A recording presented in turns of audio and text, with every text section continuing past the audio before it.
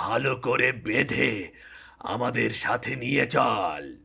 পাহাড়ের গুহায় কয়েকদিন আটকে রাখলে ওদের শিক্ষা হয়ে যাবে। ছেড়ে দাও বলছি, ছেড়ে দাও, ছেড়ে দাও।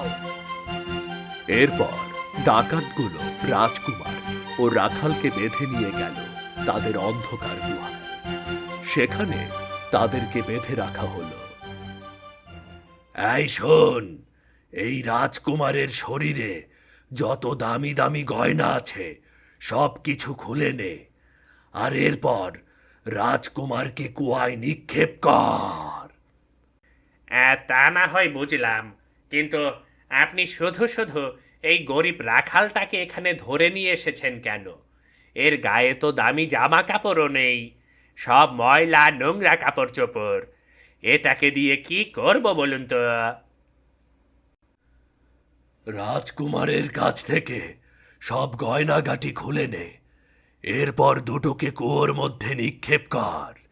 সেখানে মরে পড়ে থাকলে কেউই জানতে পারবে না। তোমরা কিন্তু খুব ভুল করছো। আমার মা বাবা ইতোমধ্যে আমার খোঁজ খবর করা শুরু করে দিয়েছে। তারা জানতে পারলে তোমাদের কিন্তু ছেড়ে দেবে না।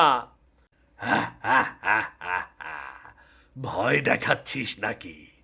মনে রাখিস, আমাদের বড় ভাই বলতে কিছুই নেই। তোদের কথায় আমরা একটুও বিচলিত হচ্ছি না।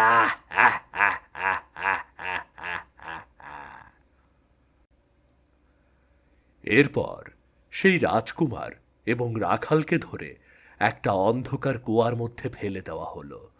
তারা ধীরে ধীরে সেই কুয়ার ভেতরে পড়তে শুরু করলো। আস্তে আস্তে তারা